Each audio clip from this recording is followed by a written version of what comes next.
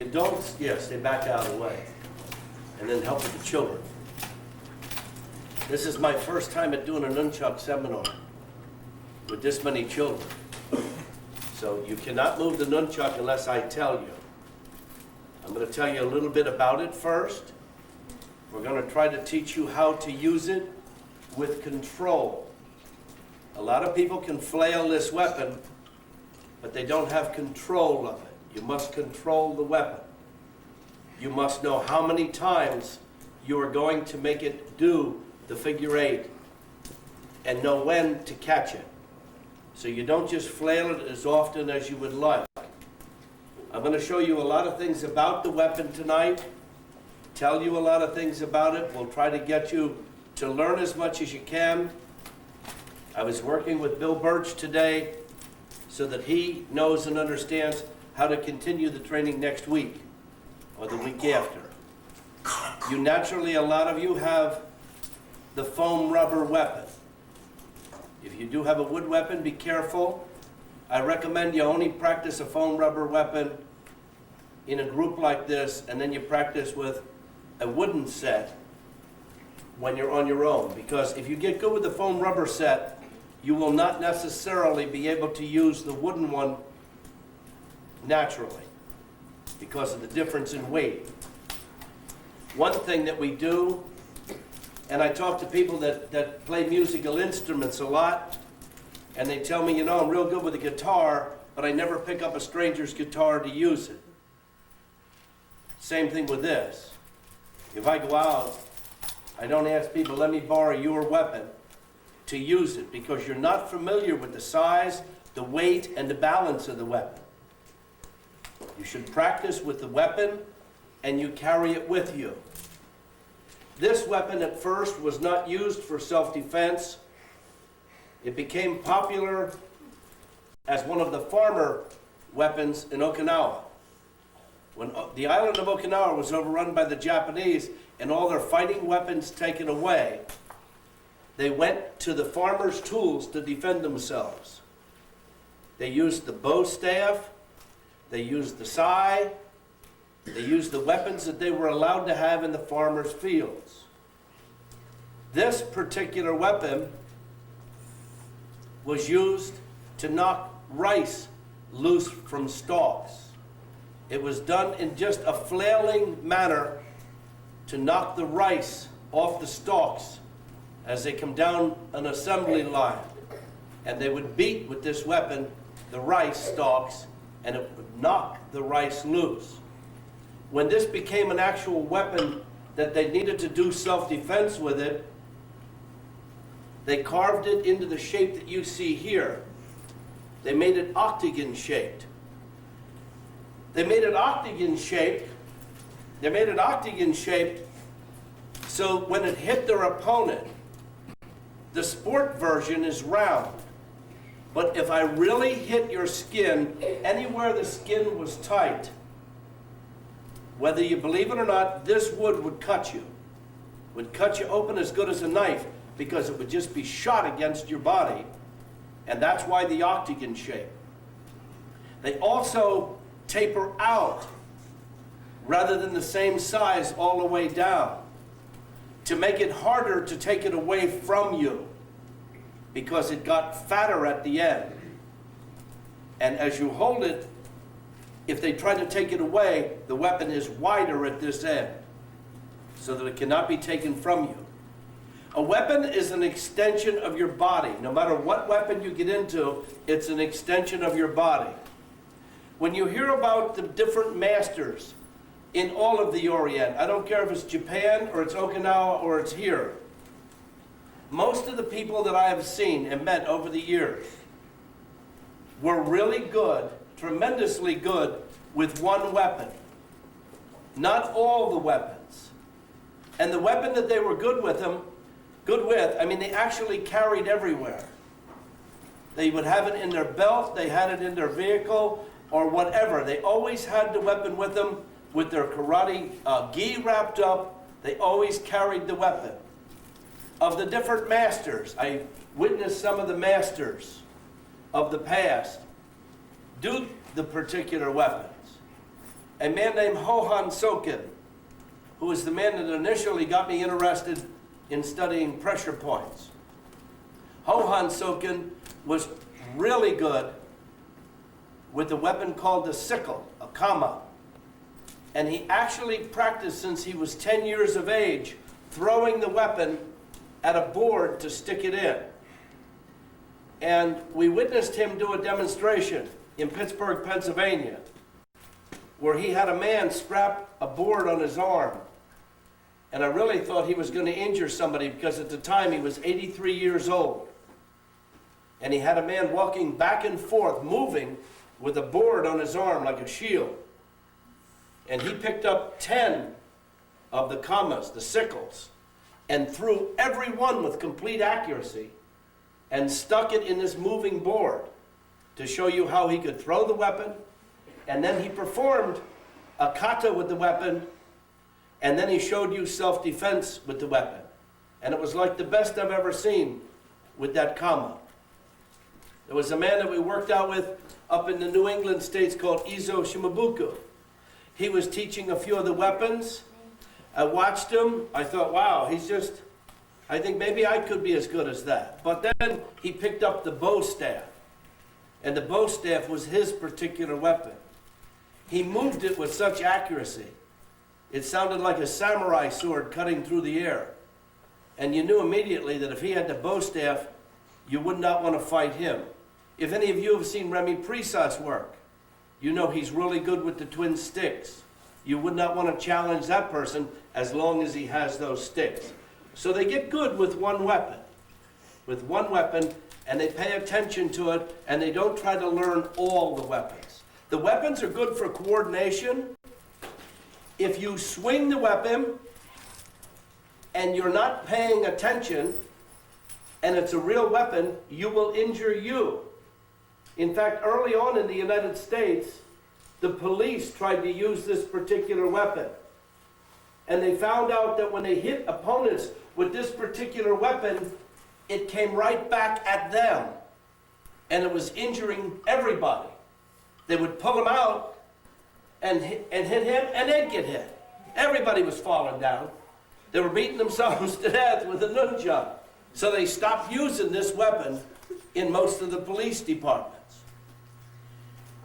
The weapon is designed, if it were made for you. Now, none of these are. And you have little hands, so you're going to have to hold on to them extra careful. But if the weapon were made for you, it should go from the center of your palm to just the tip of your elbow, as you see Mayan does. That allows you to hold the weapon and move it inside your own arm at somebody without hitting your own arm or your own crazy bone. So you don't just pick up a pair. They come in different sizes. They come in different lengths. Normally the standard is to buy a 12-inch or a 14-inch set. If you buy a 14 or a 12, you can cut them down. So if you have a longer arm, you cut an inch, inch and a half off. If you're a child, you had this pair, you might want to cut some off. But they should go from the center of your palm just to the tip of your elbow. If they're longer than that, you have to stand back because they'll hit you. You should not be afraid of your weapon. You should swing it enough comfortably that you have control of it. If I see somebody moving a weapon and they're like ducking or flinching from their own weapon, they do not have confidence in that particular weapon. They should always be held in the last 1/3 of the weapon. Never high. Never high. Never medium. You can actually swing them faster up here. You can swing them a little faster because of the narrower base. But you don't want a little faster. You want length and strength. You can swing them stronger from back here. Plus, if he has the weapon and he's holding it improperly, I can take a hold of any section out here and totally disarm him with the weapon. So if you have that sticking out like that, you make it very easy for your opponent to take the weapon away from you. You always hold it down low. You try to hold it like our karate chop, in that manner, so that it wedges in between the hand and left the chop. Then when you hold it, you are to make a fist, the same fist that you would make to punch somebody. Because even though the weapon is in your hand, in a close quarter situation, the first thing Bill said to me today is I didn't realize how much this weapon would be used in close. You're going to see some of that today. But if I have the weapon and we're very close, punching him with the weapon is like putting a roll of dimes or quarters into my hand. It makes my punch stronger. So if we were in close and I were going to attack with my fist, I would attack with my fist the same as I would if I were empty-handed, and to the same pressure points that we teach. So you always hold the weapon in the lower 1/3. You always hold it exactly like a punch. You don't make any other configuration. You don't hold it like this. You have no control of the weapon.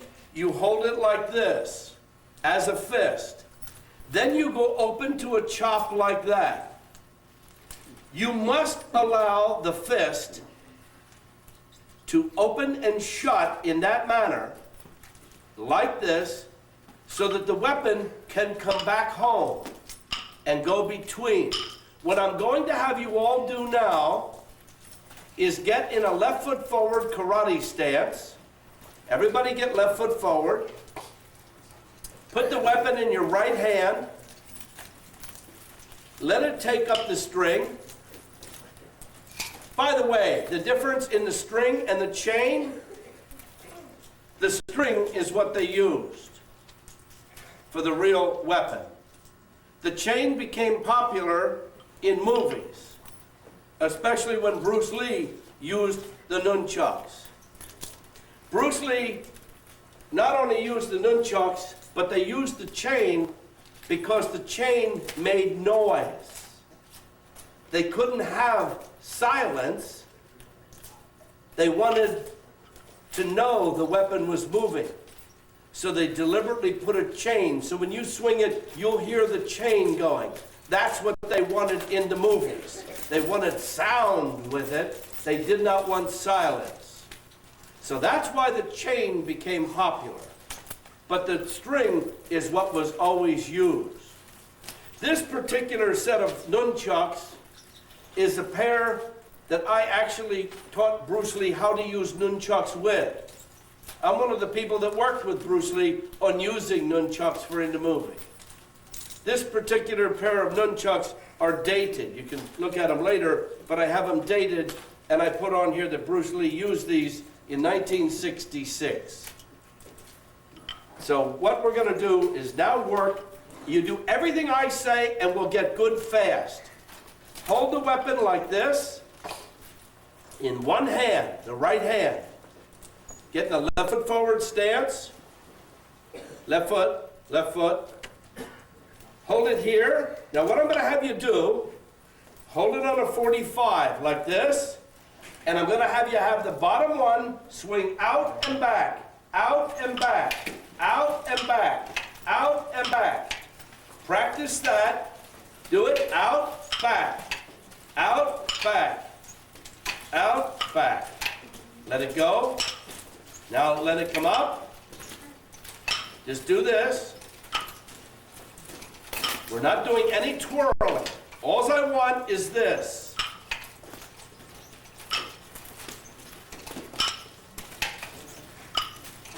Got that? When you use the weapon, no elbow motion.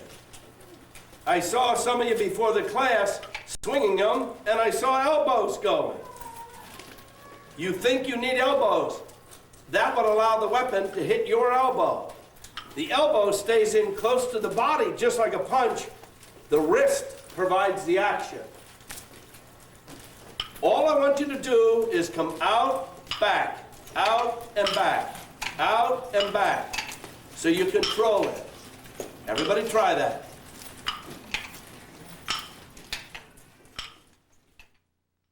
Your catch.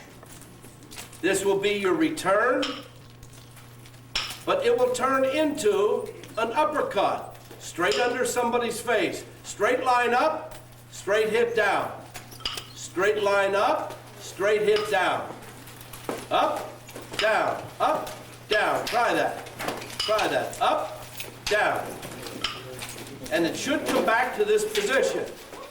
It should come straight up, straight down, straight up, straight down, straight up, straight down, straight up, straight down, straight up, straight down. Very good. Fun, isn't it? That I've had for a lot of years, and I don't readjust the strings because it's just an antique pair I keep. But I did tell you I had them made for me. I have several sets that are made for me. They're strung a little tight. Mine should be maybe a half-inch wider. If nunchucks are truly made for you, center of palm to tip of elbow, and the string, if you pull them up and down, should be as wide as the top of your shoulder. That's how far they would be strung. Now, most of these are not strung for you. When we deliver the nunchuck to have control of the weapon, we do not flail it any way we want to. We will always do what we call a nose strike, a temple strike, and then come back to the catch. You watch me. So that you have control, we are going to serve it like this, backhanded. 1, 2, 3, catch. 1, 2, 3, catch. The weapon would come straight down on the face, that way. Straight at the nose, temple, face. Here, when we come back, we do temple, temple, catch. The 45 shots are designed to strike anywhere in here. Most weapons, when you use them or learn to use them, learn or teach you to hit in this area because of the square, the way it's squared off. You cannot miss hitting a spot that's going to do damage to your opponent. You would hit the shoulder, which would either make him drop his weapon or injure him. You would hit the collarbone, you would hit the neck, you would hit the jaw, the ear, or the temple. So the 45 slice is very important that it is exact. So we actually have the weapon coming straight down. Then we're going to have it make an X, a perfect X. And then come back to our catch. Now what I'm going to have you do is hold the weapon the way I showed you. You did this. Now we're going to just turn the weapon over. Just take your palm and let it face you. Now for you short guys, stick your arms out there because it's going to hit you in the face. And what you're going to do is, let's just try this. Come up and over like that. Let's just try up and over. That's it. That's it. The one you're holding on to, you keep holding on. Watch me. Take your hand, reverse it so that that will happen. Take your hand, reverse it, down strike. Take your hand, reverse it, down strike. Take your hand, reverse it, down strike. If you were holding the weapon, you would do this to hit someone. That's the way the weapon would be delivered. Just like that. Try that a few times. Just backhand, backhand, backhand, backhand. Don't move your elbow. When you do this move, it must be a perfect line straight down. This is not one to have any angle. This is to catch someone on the forehead, the nose, the chin, into the chest. This would come straight down like a line. You were splitting the person in half. So you cannot have angle there. It must be that way. This is how you'll learn to control the weapon. If I'm going to hit you, I'm going to hit you like that, and it's going to catch you on the head or the nose, or in this area or the chest area. So you simply take your hand, turn the weapon over, and come straight line. Come straight line. Come straight line. Now try that. Much better. And make it straight down, divide your body in half. Not off to that angle. Right to there. Perfect. Perfect. That's it. That's it. Divide your body. Everybody divide your body in half in a straight line.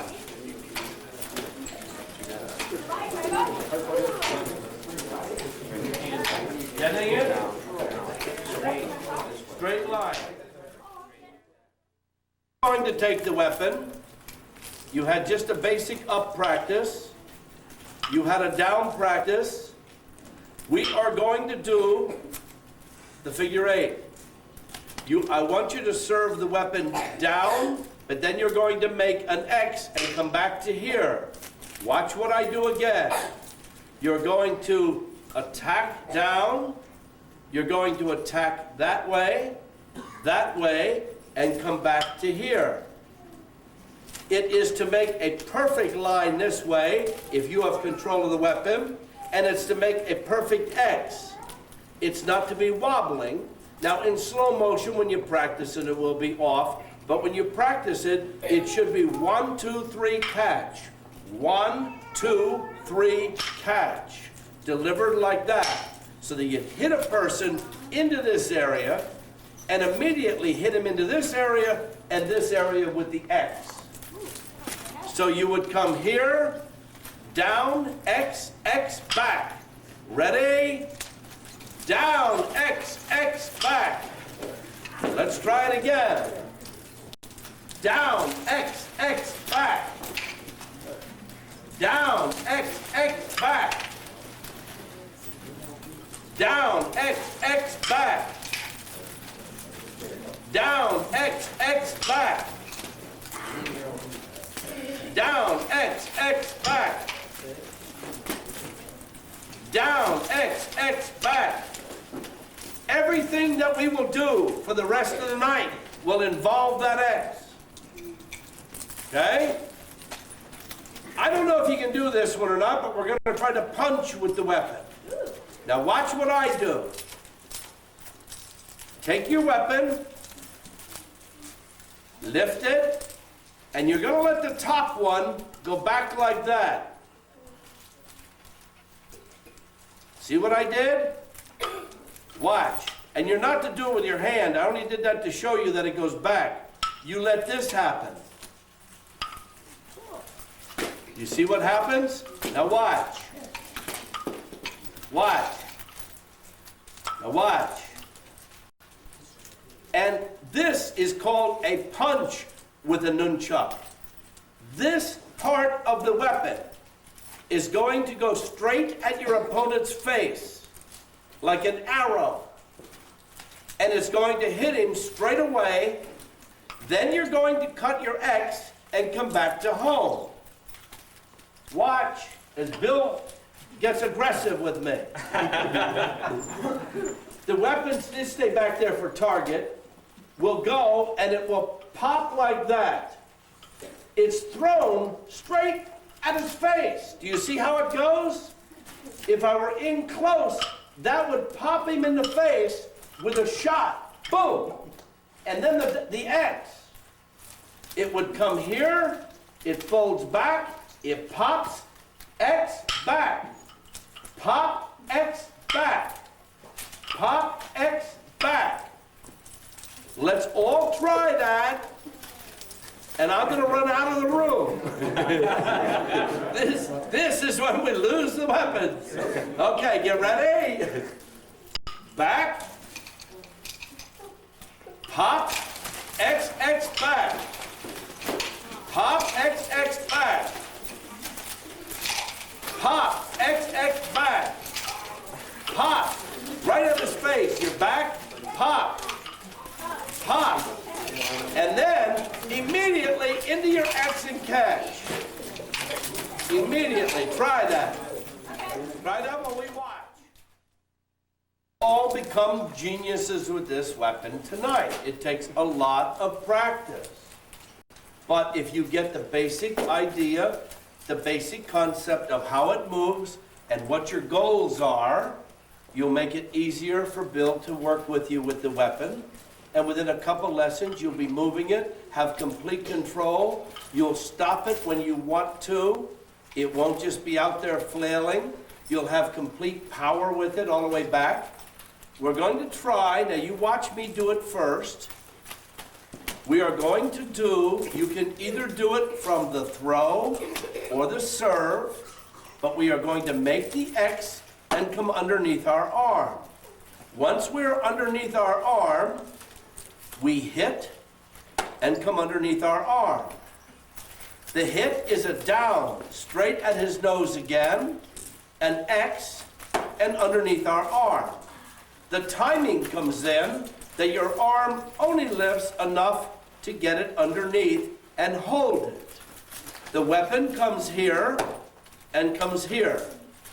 Now you have this hand free and you have the weapon here. The weapon underneath the arm can be shot right at the opponent fast and then spun into the X and underneath the arm. At first look, it looks like maybe I could not use the weapon. If you saw me like this, you would think, well, he has it tied up underneath the arm, and that's wrong, because it's going to shoot straight out at you and hit you, bang, do the X and underneath the arm. Do the X underneath the arm. You're going to shoot it right at your opponent with a down strike, do your X, and do your catch. And yet if you see me like this, you think, well, he's tied up, he can't use it. But that's where it sneaks out as a direct on hit. And then you can go into, from the armpit, this catch or the armpit catch. This catch or the armpit catch. You should practice maybe one of those and then one of these. One of those and then one of these, so you catch. Try not to move the elbow. It's all in the wrist. Try that and come underneath your arm. Out underneath your arm. Everybody try it. Don't move your arm so much. Keep your arm here. Just your wrist.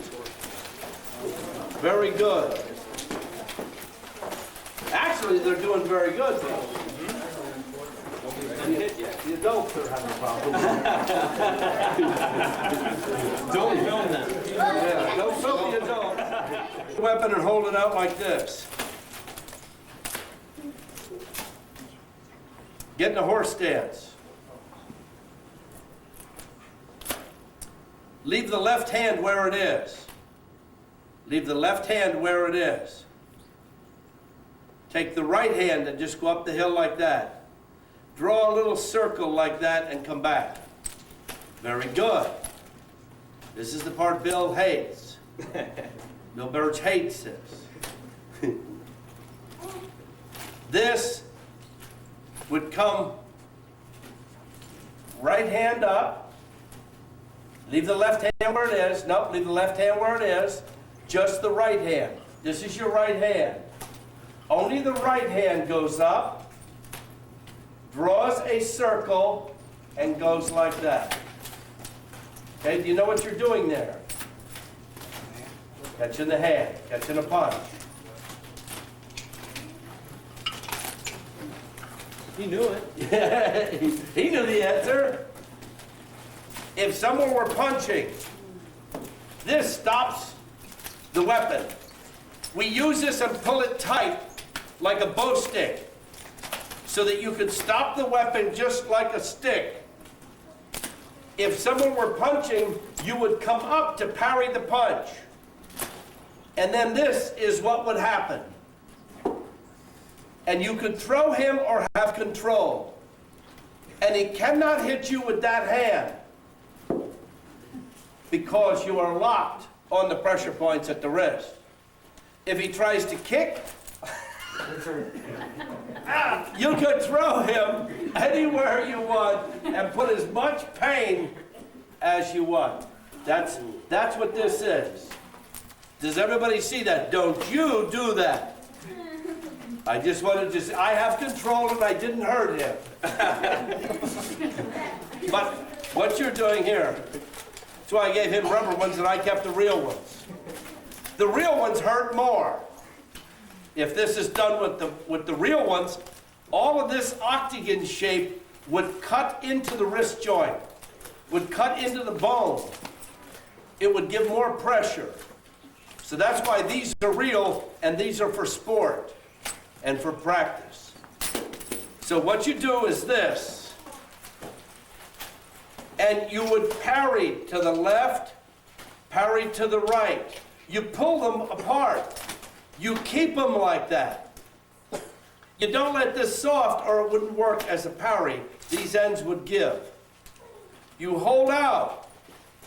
You would block or cover like that. Then you would take your right hand and just quick go over his arm and put him in that hole. Let's try this move. Now watch this. Put your left foot forward. Your left foot, your other left foot. Now, put one down as if you were blocking. Put the one over the left down. Bring the right one back so you have a right angle like that. That's it. Put the left one down. Put the right one like that. Pull the rope.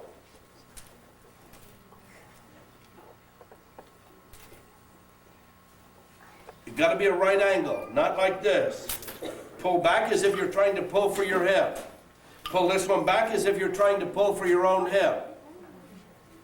Square off like that. If someone is moving on you, we use this to stop the weapon. But for close quarter, as we stop the weapon, here, we use this to punch him. I can stop and punch in the arm, in the ribs, in the face. If I stop you with this, with the parry, using this, I can use that to punch. Does everyone see what I'm doing? That's it, exactly. That. So we would stop, parry, punch. Okay. Try that, practice that.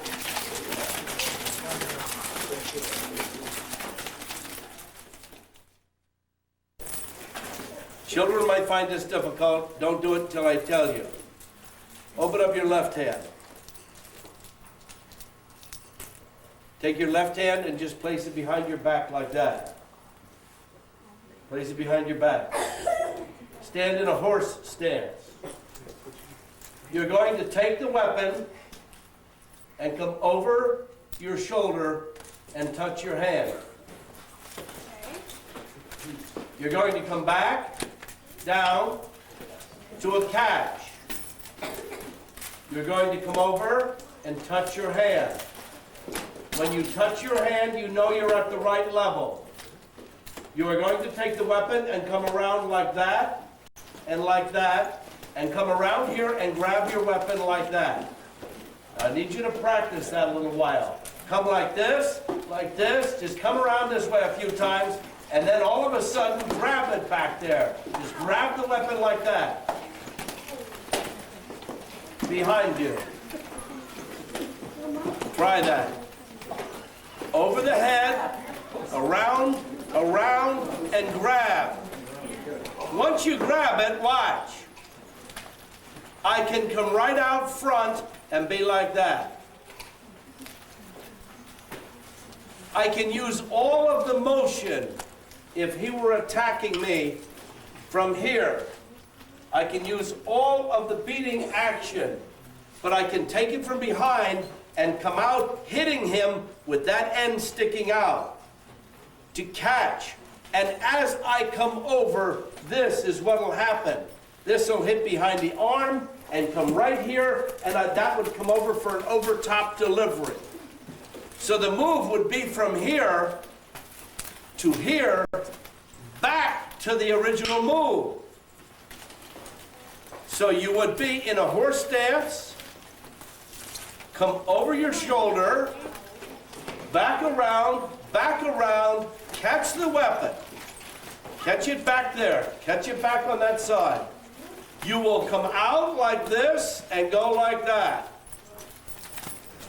And have it back in the ready position for an over-top X delivery and a catch, or under the armpit catch that we taught you earlier. I like the armpit catch.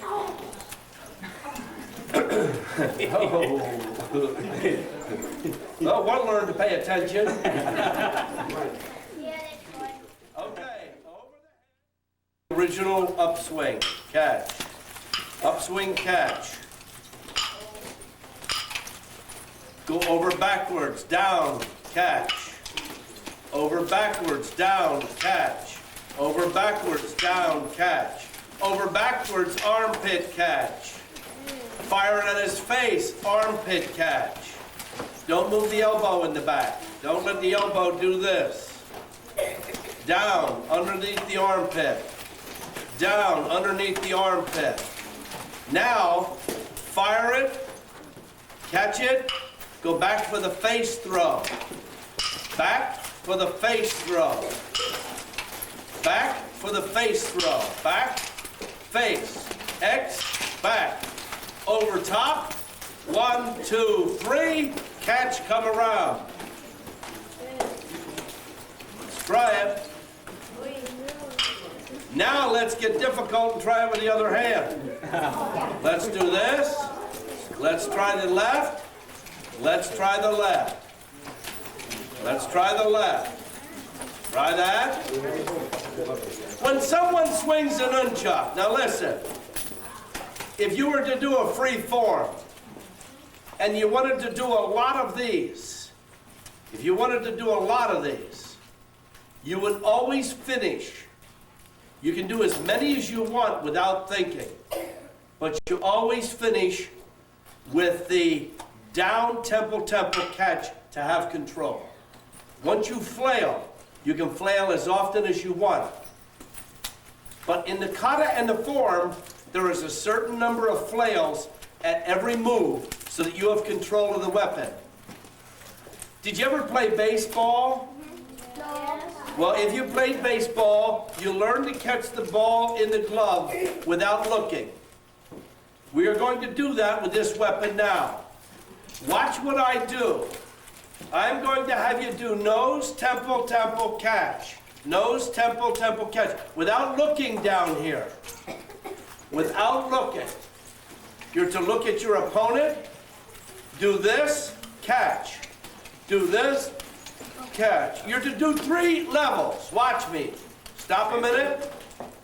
You're to do low, medium, high. You're to stay in this range. You're to drop, catch it low, catch it medium, catch it high. Why? Because in a combat situation, you will not complete these moves. These are teaching you ideal strikes. This is teaching you an ideal strike. If I really, is everyone listening to me? If I really seriously hit this man hard on the head, the weapon is coming back at me. It does not do the ideal completion like that. That weapon will come back, and that's why we take it back over our shoulder. You understand that? In other words, that's why I had you do this. That's why I had you do this, because if I really hit him, the weapon is going to come back at me. We practice this on a heavy bag in my gym. we hit the bag and practice the catch. Because if I hit him in the head, there is no X. It is bang, and it's coming back. I must let it go back over here. That's why I had you practice this move and catch it behind you. If I ideally hit him like that, that weapon is coming back at me at this level. So if I hit him, that's why I have you practice the catches. Because in a real situation, if I hit him, that weapon is coming back at me from that angle. I must know how to control it. I cannot allow it to hit him and come back and hit me. That's what untrained people do with this weapon. They would hit somebody, but it's going to come back at you faster than it went at him. So to know how to control the weapon is to know how to strike with it, practice your strikes, but realize that this is that move at somebody's head and the weapon coming back at you.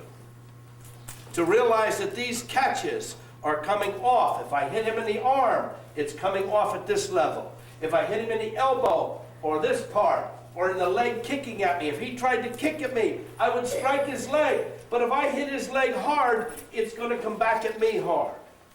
It's going to hit his leg, but it's going to bounce right back. And that's why I practice 1, 2, 3.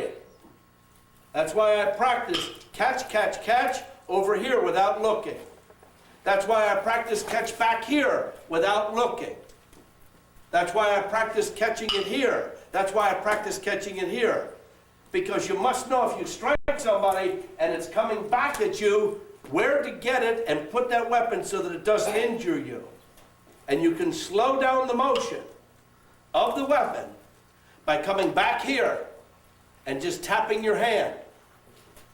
And then coming out of it with this, so that you have control of the weapon. To use it like this is great. This looks great at a karate tournament or a demo. This will look fine. But if you ever used it for self-defense, these are the things you gotta know. And you'll probably never use it for self-defense. Because in most places now they call this illegal. So you're only allowed to have them going to and from a karate class. You can't have them in your car all the time. If we can, we'll order some from Okinawa. These are made of teak wood, which is one of the world's hardest, actually one of the world's rarest and hardest woods. And to make teak wood, this is still a wet pear that I preserved. I have a light pear at home. To take a pear that's oak, not the painted or enameled ones. If you have the enameled ones and carry them, I recommend you take tape, because the enamel, if you get sweaty, will slip right out of your hands. So if he's doing a demonstration and his hand's sweaty from the demonstration, these will just slide and you'll lose them, and who will look bad? You will. So we take a piece of electrician's tape and just put it in this area. Not much. We don't wrap them. We just put a single wrap there so that you have something to hold on to and they will not slip away. These are enamel. If you take an oak pear or a teakwood pear, I found this out by accident back in the 60s, because I actually used to carry a pair of these in my car everywhere I went. And I had them under the seat. And after one complete summer, without touching them, I got them out and realized they were half as heavy as this pair. The dryness of a car through the summer. You know how hot a car gets in the summer with the windows up? Well, it saps or sucks the moisture out of the wood. And yet the wood remains hard and very light. So what I usually tell people that really want a good pair is to get a pair of wood ones, either of oak or ash or teak. Take them and put them under the seat of your car and forget they're there for a good year or two,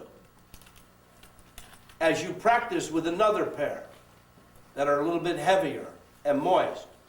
Then when you pull that pair out from under the car, you'll find out that they're harder and faster because they are lighter. Remember, we always hold the weapon down in this area. We never hold up here. We always hold at the end so that we have length, so that we can do this kind of a punch with it. We want to punch, we want to serve, we want to be able to control and use the weapon. I'm going to start to teach you a kata now with the weapon, a form. We're going to go through the form and I'll talk you through it. Some of you will learn it tonight, some of you will go through it, you might not remember it, but your instructor will work with you probably in the next week or two on this form so you remember it. And then naturally you're going to need practice. If I gave any one of you some kind of an instrument of any kind and you never had it before, you must practice. The same thing with this. Hold the weapon up like that. Forms. 3 katas with this weapon. A short one, a medium one, and a long one. We teach the short one, and that's the one you're going to learn tonight, so that you learn to use the weapon with control. Once you know all the strikes that I've taught you, once you know how to serve it, once you know how to punch, once you know how to catch at 3 levels, once you know how to catch behind your back and go behind your arm and get over his hand, then you can enter into the medium version or a longer version. But this first one is an ideal kata to just teach you the basics, teach you to flip and stop the weapon with control. Anytime you bow or do a weapon, it is polite to hold it in front and show it to judges. At a seminar or a tournament, you would show the weapon. You never have the weapon hidden and look like you're this way and then pull it out like surprise, surprise. If you're going to do the weapon and you have it hidden, or you have it in your belt to start, or you have it behind your back, it is polite to come out and show the weapon and bow, and then take the weapon and hide it or put it in your belt. So I'm just giving you the proper etiquette if you do this at a martial arts event. So it is proper to show the weapon. Say, I'm going to do Nunchaku Kata 1. You would show it, bow, and we would start. The first movement is going to be to take the weapon, half of it like that. Step with your left foot forward. Everybody put your left foot forward. Other left foot. And over your left foot, down block. And it would be in this manner. Now you're going to step and take one step. You're here. You're going to go behind your arm. You're going to flip it and do your X and catch it. Catch it over here with the catch that I told you. So going straight away, stay there. It was down block, behind the arm, flip and catch. Okay? Let's go back and try it again to there. Back up. You're here. Down block. Go behind the arm. Flip it and catch it. Step left foot forward and down block. Step behind the arm. Flip it and catch. Leave the left foot where it is and face that wall with the right foot in a horse stance. Come up underneath. Draw a circle. Go behind the arm. Out behind the arm. You're here. Watch, hold it out front. Hold it out. Everybody take it out front. Everybody go over like that and just stick your elbow through. Stick your right elbow through. Now you're going to attack down with an X and catch. Go behind your left arm. Go down, make your X and catch. You're going to pivot to the 45, a 45 degree towards that corner, and go behind your right arm. Now you're going to attack and catch. Pivot to the 45 there, go behind your left arm. Attack and catch. Step to the 45. Step to the 45 and go behind your right arm. And attack and catch. Take the weapon and pull it out like a bow stick and strike to your left. To your left. With your left leg, throw a nice side kick. And land in a horse stance. With your right hand, hit him upside the head as delivering a right punch. And with your right foot, kick him with a side kick and land facing front. You're like this, facing me. Now you raise and do that. And you go behind the right arm. And you attack the nose, temple, catch. You go behind the left arm. Nose, temple, catch. Go behind the right arm. This is when you're going to go behind your back. You're going to flip it and have your left hand behind your back. You're going to come over your head, back around, and catch it and stand up like that. Right foot moves over. Right foot will go from here over to the left. The right foot moves, not the left, Bill. That's it. Now you come out and go like that, and you would bow for the end of the form. Let me see that you know this right. Let me get you like this. Everybody hold it like that. You're going to take your left hand and move it towards the right hand. Your left hand and move it towards the right hand. As you do, take your right elbow and go through as if you were elbow striking somebody. Now you're going to go back and move your right hand towards your left hand and put your left elbow through. The weapon should be straight like mine is, up and down, that I could hit you with it. When you're behind like that, practice doing this. Everybody do this now.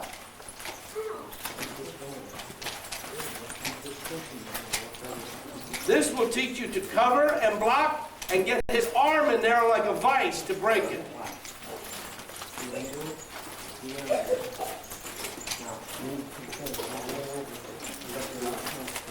Got it? Stay outside your arm. Put it here again. Now let me watch you. All you do to do this is move your left hand towards your right hand. Move your right hand up like that, like you're going to uppercut, and put your elbow through. Now when you go back to here. And go the other side by moving your right hand towards your left and put your elbow through. Good, most of you getting that. Don't go behind your shoulder though. Yeah, that's it. You should stay. Yeah, that's good. Sit down. Put your weapons on the floor. That's good.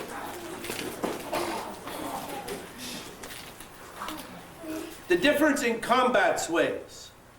If you have practiced with sport, if you practice with sport, which is this kind of motion, this is sport swinging it.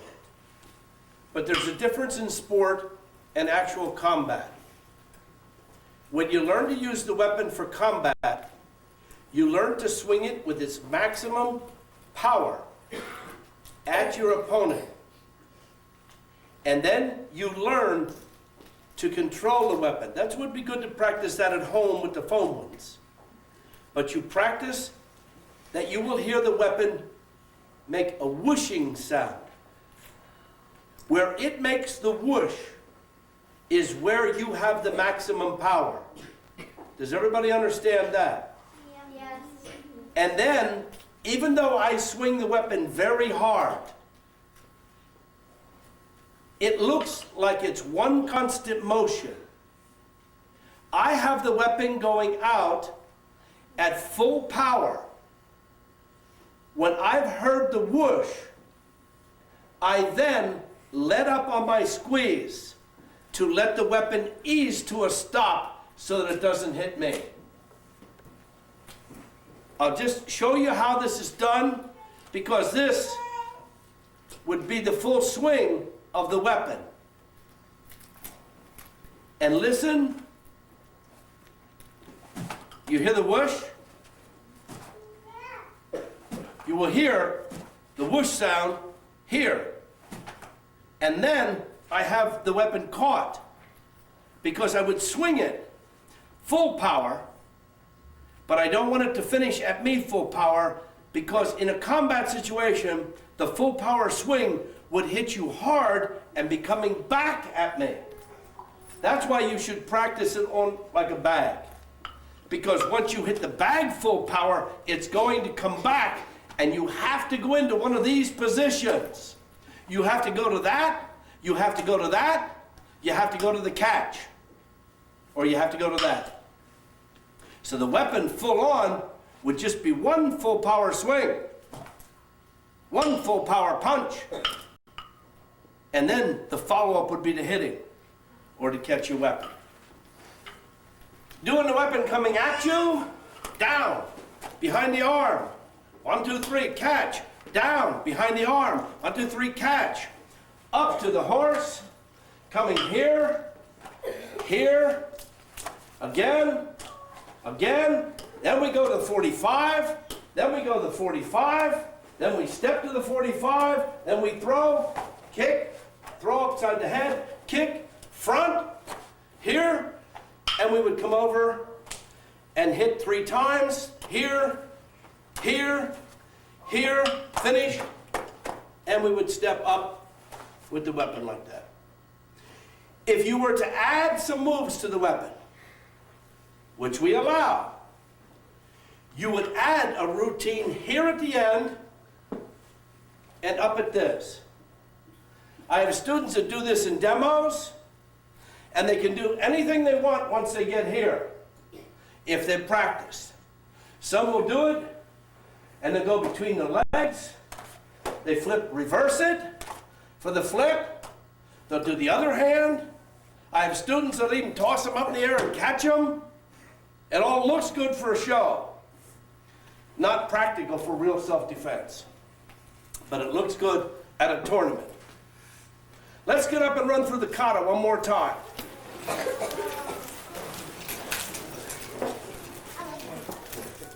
Good? Kind of follow us in the sideways direction a little bit.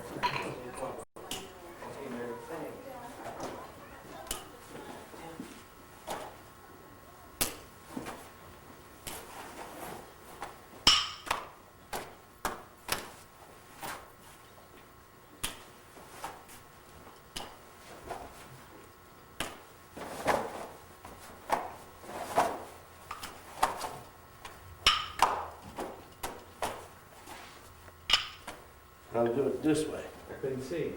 I know.